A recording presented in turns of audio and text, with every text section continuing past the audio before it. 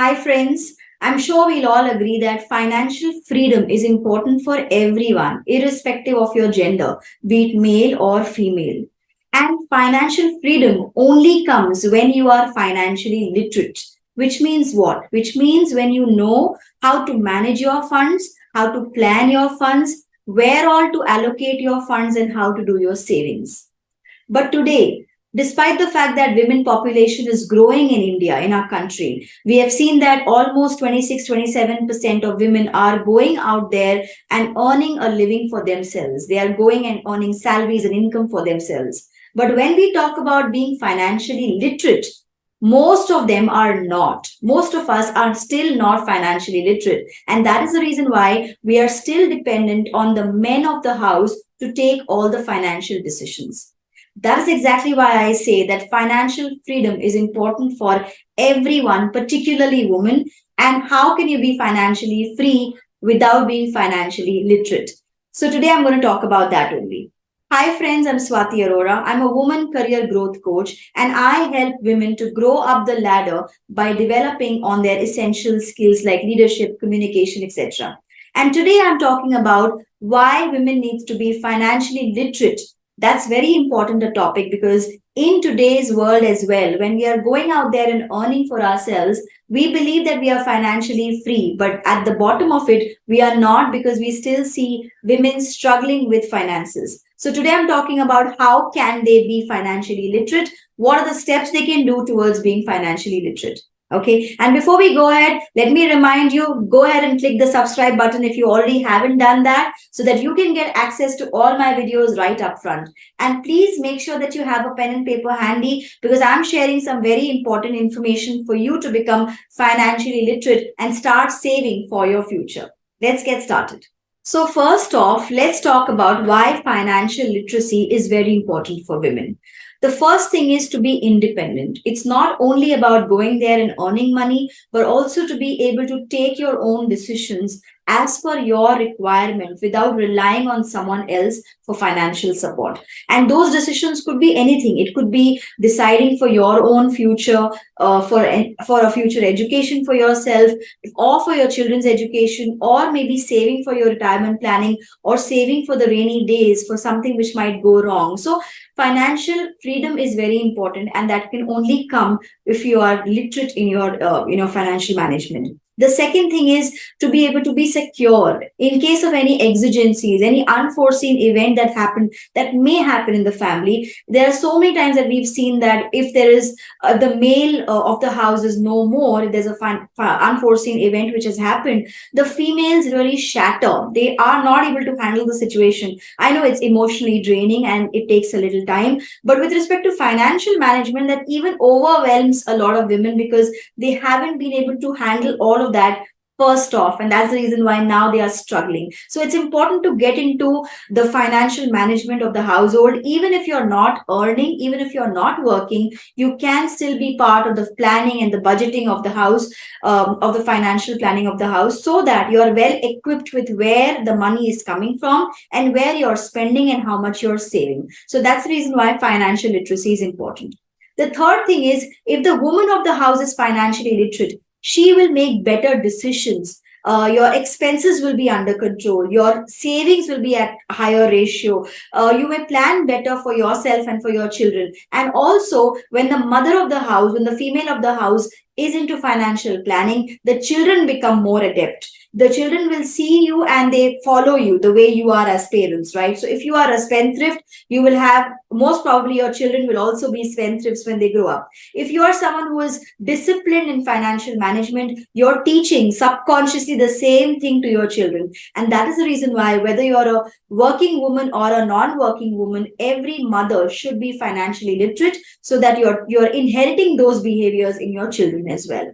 And last but not the least, if you're financially independent or literate, you are more empowered. You're more empowered and more stronger as an individual because you know exactly what your household finance looks like, what are your incomings, what are your outgoings, what is your expenditure, what are you saving, where you're saving, which savings is giving you how much return.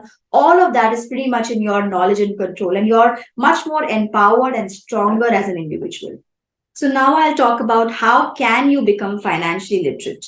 So first thing that you need to do is become aware of that. Start educating yourself on personal finance. There are many online books that you can read which can actually help you develop the concepts of personal finance and finance management, which could include budgeting, saving, investing, and about your retirement planning as well. I think to start off with, you can read books like Rich Dad Poor Dad by Robert Kiyosaki. You can also read The Speed Wealth, which is by T. Harvekar. And you can also go about reading this book, which is called The Simple Path to Wealth by J.L. Collins, right? These books will give you a little perspective on personal finance, how you can start to budget your plan, do your budgeting and your saving and your investing in various aspects. And also you can check out online courses which are available on Udemy, Coursera, or any such platforms like these. There are many courses available on personal finance. I know it can be a little overwhelming, particularly if you're not from the commerce background. It can be a little over the top kind of information for you as of now, but let's try small and let's start by reading something about it, making ourselves acquainted and educated about personal finance and how you can start small investments and savings for yourself. That's the first thing that you need to do, is become aware of personal finance. Once you've started to get aware or become aware of the personal finance, now step into getting involved in the budgeting and financing of the house. Now, whoever is doing right now for you, it could be your husband, it could be your father or brother or anyone, get involved yourself, show proactiveness to get involved and understand how the house finance is working. What is the income, what is the current income that is repository as a household income which is coming towards every month. What are your outgoings, what are the expenses, what are the EMIs that you're paying, what are the credit card bills that you're paying, if there is any rent or any other EMI that you're paying. So what is the cumulative expense which is happening in the house? Where are the savings happening? Are there any savings happening or not? And in which instruments you're saving, your family is saving? What are the side alone income that you're keeping for your other expenditures, other miscellaneous expenditures, or maybe for some luxury budget if you're keeping something for maybe a vacation planning or maybe a small excursion, whatever. So these are typical bifurcations in a budgeting system, right? You will have income coming in, you will have your expenses, your monthly expenses going out in the form of EMIs or credit card bills or utility bills or rents or so on and so forth, or school fees or any other, or petrol, gas bills, etc.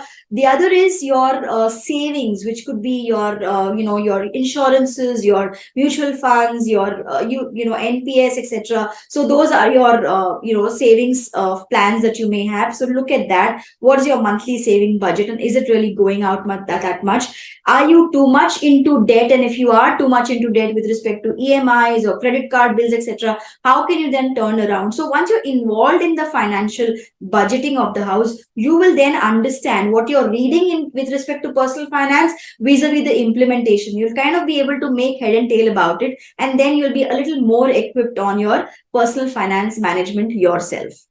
The next step to go about post the budgeting aspect is now to start getting your knowledge acquainted on investing options. So look at what are the investment options available in the industry today. Typically, you would have insurance, you would have mutual funds, you would have stocks, you would have bonds, etc., or even real estate. So you could research on the area which you feel you're more comfortable with. If you're not comfortable with stocks because it's a risky affair, probably you can start with mutual funds. So go out, check out, research about it, you can read about it, you can join online communities, you can take professional advice, but do research before you start to invest. And when you start investing, go very small. You can start with very small amounts every month, and that's the reason why SIPs is the best option, which is systematic investment funds. So you can actually go for very small amounts as low as 2,000, 4,000 per month as well.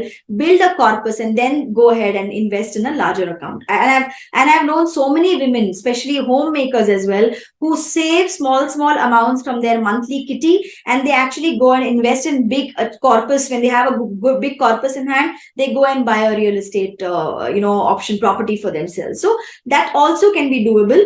However, you need to first get yourself acquainted about all these investment options. So the third step that you would practically do post your budgeting exercise is now getting about learning more on investment portfolios and options available, and then making one decision of where you want to invest and then getting more details about it. You could also start networking in financial communities. Now, if you want to really increase your personal finance education for yourself and your knowledge about that particular topic, then you can actually join financial communities. There are a lot of communities on LinkedIn, Facebook, and other social media platforms as well, or even accredited platforms as well, where you can join financial communities. You can attend their webinars and seminars and workshops, and you can get more information about personal finance, more on investing options, more on savings plans, retirement plannings, and so on and so forth. If you have the right intent, you will get a lot of options in this particular area. And online communities is very safe. You can have like-minded people. You will find a lot of like-minded people of your own clan and community who are trying to build their own knowledge in this particular area. So you can join such workshops and courses and get yourself more acquainted about the financial aspects, particularly on the saving and the investment fronts.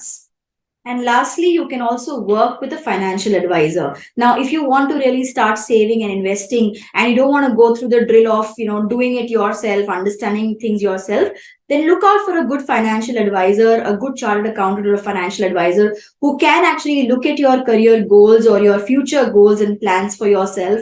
They really help you chalk out your entire goal, 5-year goal, 10-year goal, 20-year goal and plan. And then they will help you and they will tell you that how much you need to start saving from today to be able to get that much corpus available for you while you're retiring, or whether you have plans for your child's education, child's marriage, or if you want to set up your retirement fund, or whatever your future aspirational goals are. The financial advisor will look at your current income, your current expenditure, your current saving plan, and then he or she will suggest you the option for the way forward. So that will be a shortcut method to become financially literate. But yes, definitely it can help you start your saving plan and your investing plan pretty much as fast as the next day as well. So you could do all these options for becoming financially literate. But again, I would like to reiterate that for women, particularly, financial freedom and financial literacy is extremely important. Just by earning or working and getting income home is not good enough.